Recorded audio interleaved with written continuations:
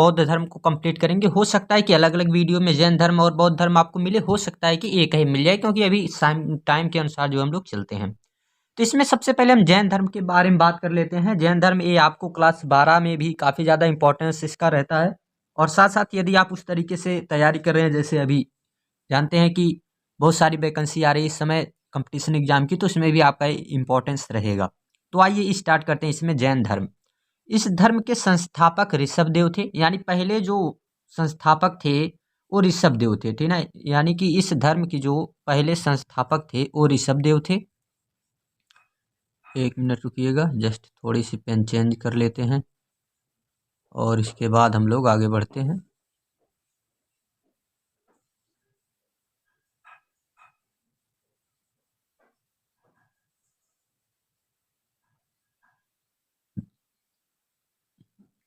चलने दीजिए, यही ठीक है। इस धर्म के जय हिंद। हम लोग जैन धर्म स्टार्ट करने वाले हैं और यह हिस्ट्री में इसका काफ़ी ज़्यादा इंपॉर्टेंस रहता है। ये केवल क्लास 12 के लिए ही नहीं, आप यदि किसी कंपटीशन एग्जाम की तैयारी कर रहे हैं तो इसमें भी काफ़ी ज़्यादा इंपॉर्टेंस इसका होता है। तो आइए हम लोग स्टार्ट करते हैं। तो जैन धर्म में यह धर्म यानी इस धर्म के संस्थापक जो थे वो ऋषभदेव थे, पहले तीर्थंकर ऋषभदेव थे। जैन धर्म के प्रवर्तक को तीर्थंकर कहते हैं, यानी कि जो भी जैन धर्म का प्रवर्तक होगा उसे हम लोग तीर्थंकर कहते हैं। ऋषभदेव पहले तीर्थंकर थे और यही संस्थापक थे, लेकिन यह वास्तविक संस्थापक नहीं थे। वास्तविक संस्थापक वर्धमान हैं, जिनके बारे में हम लोग आगे चर्चा करने वाले हैं। तीर्थंकर का अर्थ होता है जो दुख से परे हो, यानी जो दुख से दूर हो जाए, संसार रूप सागर को पार करने वाले को हम लोग तीर्थंकर नाम देते हैं, उन्हें हम तीर्थंकर कहते हैं। जैन धर्म के 23वें तीर्थंकर जो थे वो पार्श्वनाथ थे। इन्हें जो झारखंड है हमारा, उस झारखंड के समेत शिखर पर ज्ञान की प्राप्ति हुई थी। जो पार्श्वनाथ थे इन्हें जो है तीर्थंकर, ये जो 23वें तीर्थंकर हैं और इन्हें ज्ञान की प्राप्ति समेत शिखर पर हुई थी, जिसके कारण इन्हें समेत शिखर का नाम जो है इस चोटी को तभी से दिया जाता है और उसका नाम पारसनाथ चोटी कर दिया गया है। ज्ञान प्राप्ति के बाद इन्होंने चतुरायण धर्म को दिया था। अब देखिए चतुरायण धर्म में क्या क्या था, तो झूठ ना बोलना, धन का संग्रह ना करना, चोरी ना करना, हिंसा ना करना, ये 4 बातें इन्होंने बताया था। लेकिन इन 4 बातों को बाद में नकारते हैं वर्धमान जैन। इनमें एक जो है अलग से जोड़ते हैं। तो नकारने का मतलब ऐसा नहीं कि एकदम इसको समाप्त कर देते, नहीं, इसका ज़्यादा इम्पोर्टेंस तभी रहेगा जब चौथे नियम को आप अपनाएंगे, तो बाद में उनके बारे में चर्चा होती है। तो आइए हम लोग देखते हैं कि 24वें तीर्थंकर के रूप में हम लोगों को कौन मिलते हैं। 24वें तीर्थंकर कहें या अंतिम महावीर स्वामी थे, यानी कि अंतिम रूप से जो तीर्थंकर थे वो महावीर स्वामी थे। इन्हें जैन धर्म का वास्तविक संस्थापक कहा जाता है। इनका बचपन का नाम क्या था, तो इनका बचपन का नाम जो था वो वर्धमान था। इनके पिता सिद्धार्थ थे, यानी इनके पिता का नाम सिद्धार्थ, जो यात्रिक है, यानी यज्ञत्रिक, ठीक ना, यात्रिक कुल के राजा थे या यात्रिक कुल के राजा थे। इनकी माता का नाम त्रिशला था, जो लिच्छवी नरेश चेतक की बहन थी, ठीक ना। इनके माता का नाम त्रिशला, पिता का नाम सिद्धार्थ। इनके बड़ी भाई का नाम नंदीवर्मन था। इनका जन्म जो हुआ था 640 ईसा पूर्व वैशाली के कुंड ग्राम में इनका जन्म हुआ था। इनकी पत्नी का नाम यशोदा था। इनकी बेटी का नाम जो था वो प्रियदर्शनी, जिसे अनोज्या भी कहा जाता है। और इनकी शादी जो हुई थी किसके साथ, तो जमाली के साथ। तो जमाली इनके दामाद का नाम था। इन्होंने 30 वर्ष की आयु में, यानी कि 30 वर्ष की आयु में इन्होंने गृह त्याग कर दिया, घर का त्याग कर दिया था 30 वर्ष की आयु में। और 12 वर्ष की कठोर तपस्या के बाद 30 वर्ष में इन्होंने घर को त्याग दिया और 12 वर्ष की कठोर तपस्या के बाद इन्हें जाम्भिक ग्राम में एक साल वृक्ष के नीचे ऋजुपालिका नदी के तट पर इन्हें ज्ञान की प्राप्ति हुई।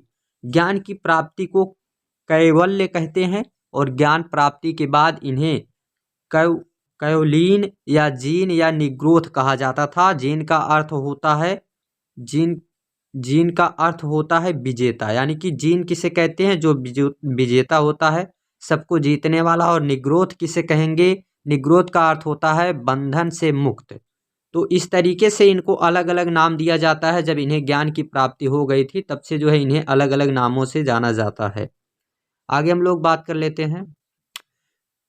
पहले इन्होंने सबसे पहला जो उपदेश इन्होंने दिया था वो राजगीर में दिया था, जबकि अंतिम उपदेश पावापुरी में दिया था। ज्ञान प्राप्ति के बाद इन्होंने पंचायन धर्म को जो है लागू किया, जिसमें क्या क्या है, तो झूठ ना बोलना, धन का संग्रह ना करना, चोरी ना करना और हिंसा ना करना। ये चारों वहीं से हैं, लेकिन ब्रह्मचर्य जिसका तात्पर्य है विवाह ना करना, इसे इन्होंने सबसे महत्वपूर्ण बताया और इसी पे ज़्यादा जोर दिया था, ज़्यादा बल दिया था। तो इसी के तहत जो है इन चारों को अपनाया जा सकता है, इनका मानना था। आगे हम लोग देखते हैं तो महावीर स्वामी के त्रिरत्न हैं, यानी कि 3 इनके रत्न कौन कौन है। तो त्रिरत्न में है सम्यक ज्ञान, सम्यक विश्वास और सम्यक आचरण। यानी कि इनके द्वारा बताया जा रहा है कि किसी भी चीज़ का सम्यक यानी संपूर्ण ज्ञान प्राप्त कीजिए, संपूर्ण विश्वास कीजिए और सम्यक यानी शुद्ध आचरण आप रखिए, सदाचारी रहिए। ये इनके त्रिरत्न थे। महावीर स्वामी ने ईश्वर के अस्तित्व को नहीं माना। इन्होंने माना कि ईश्वर नहीं है, जिस कारण से वे मूर्ति पूजा और कर्मकांड का विरोध किया, यानी मूर्ति पूजा और कर्मकांड को नहीं मानते थे। इन्होंने पुनर्जन्म को माना और पुनर्जन्म का सबसे बड़ा जो कारण बताया वो आत्मा को बताया, और आत्मा को सताने के लिए ठीक है ना, सताने के लिए इन्होंने कहा कि मोक्ष प्राप्ति के बाद पुनर्जन्म से मुक्ति हो सकती है, इनका मानना था। जिसे जो है हम लोग कहते हैं निर्वाण, यानी कि एक तरीके से बंधन से मुक्त मोक्ष की प्राप्ति करना। तो इनका मानना था कि पुनर्जन्म होता है लेकिन ईश्वर नहीं है इनके अनुसार। तो महावीर स्वामी ने अहिंसा पर सबसे ज़्यादा बल दिया था, ठीक ना, अहिंसा पर इन्होंने सबसे ज़्यादा बल दिया, जिसके कारण कृषि तथा युद्ध पर प्रतिबंध लगा दिया। महावीर यानी क्यों कि जो है खेती वगैरह करने में तो कई जीव जंतु की जान जाती है, इस कारण से महावीर स्वामी के दिए गए उपदेशों को 14 पूर्वी नामक पुस्तकों में, ठीक है, 14 पूर्वी नामक पुस्तकों में रखा गया है। जैन धर्म की सबसे प्राचीन पुस्तक, जैन धर्म की जो सबसे प्राचीन पुस्तक है ये, जिसे हम लोग कहते हैं कि 14 पूर्वी नामक पुस्तक।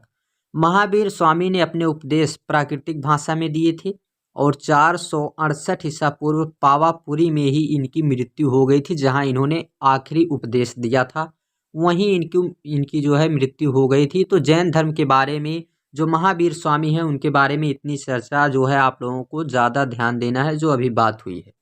आगे देखते हैं तो भद्रबाहु तथा स्थलबाहु इनके 2 सबसे प्रिय अनुयायी थे। अनुयायी कौन होते हैं, जो इनकी बातों को आगे तक, जैसे हम लोग एक तरीके से अगर समझना चाहें तो जो इनके शिष्य थे। मौर्य काल में मगध पर 12 वर्षीय भीषण अकाल पड़ा था। मगध काल वो 16 महाजनपद को हम चर्चा करेंगे, जिसके कारण भद्रबाहु अपने अनुयायियों के साथ दक्षिण भारत के कर्नाटक चले गए। इन्हीं के साथ बताया जाता है कि इन्हीं के साथ चंद्रगुप्त मौर्य आए थे, जिसने कर्नाटक के श्रवण बेलगोला में संलेखना से प्राण त्याग दिए थे। इस भीषण अकाल में भी स्थलबाहु तथा उनके अनुयायी मगध में ही रुके। जब अकाल खत्म हो गया तो भद्रबाहु मगध लौट गया, किंतु इन दोनों के विवाद से, यानी कि थोड़ी सी कहानी की तरह जो है आप लोगों को दिख रहा होगा तो काफ़ी आसानी से समझ में आएगा। तो इन दोनों के विवाद के कारण क्या हुआ कि इन दोनों में विवाद हो गया, और जिसकी वजह से भद्रबाहु के नेतृत्व करने वाले लोग निर्वस्त्र रहते थे तो इन्हें दिगंबर कह दिया गया, और स्थलबाहु का नेतृत्व करने वाले जो लोग थे वो श्वेतांबर यानी कि सफ़ेद वस्त्र पहनते थे, इस कारण से इन्हें जो है श्वेतांबर कह दिया गया। तो ये 2 भागों में टूटता है, एक दिगंबर और एक श्वेतांबर।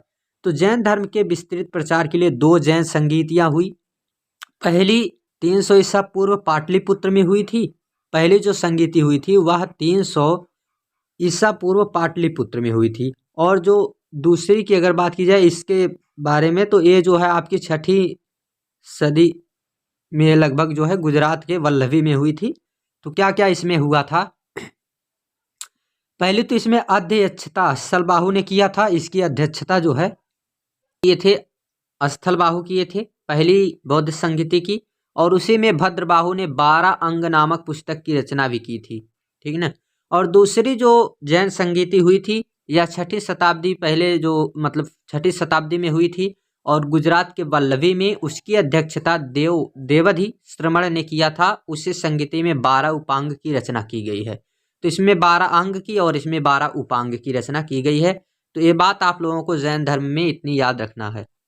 अब कुछ प्रमुख जैन मंदिर के बारे में बात कर लेते हैं, ठीक ना। तो इसमें मौर्य काल में मथुरा जैन का प्रमुख केंद्र था। मथुरा जो था वो जैन धर्म का प्रमुख केंद्र था। कर्नाटक में चामुंड शासकों ने गोमतेश्वर जैन मंदिर बनवाया था, यानी कि चामुंड शासकों ने गोमतेश्वर जैन मंदिर बनवाया, जिसे बाहुबली का मंदिर भी कहा जाता है। मध्य प्रदेश में चंदेल शासकों ने खजुराहो में जो जैन मंदिर बनवाया था। खजुराहो हिंदू और जैन दोनों का पवित्र स्थल है, जबकि अजंता बौद्ध, जैन और हिंदू तीनों का पवित्र स्थल है। तो ये बात आप याद रखेंगे कि ये तीनों का पवित्र स्थल है अजंता, और खजुराहो जो है जैन धर्म और हिंदू धर्म दोनों का जो है पवित्र स्थल है। ये आगे हम लोग देखते हैं तो राजस्थान में माउंट आबू पहाड़ी पर, ठीक ना, राजस्थान के माउंट आबू पहाड़ी पर दिलवाड़ा का जैन मंदिर।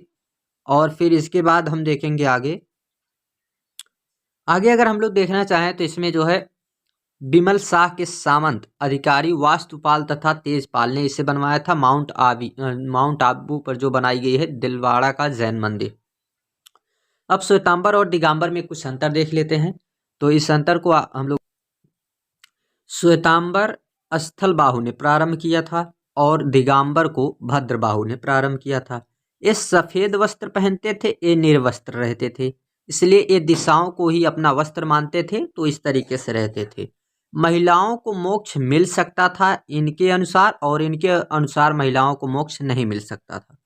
19वें तीर्थंकर मल्लीनाथ महिला थी, और इनमें भी 19वें तीर्थंकर मल्लीनाथ जो थे, नाम सेम है, ये मल्लीनाथ हैं, ये पुरुष थे, और इसमें ये जो है महिला थी। ये बात आप लोग याद रखेंगे।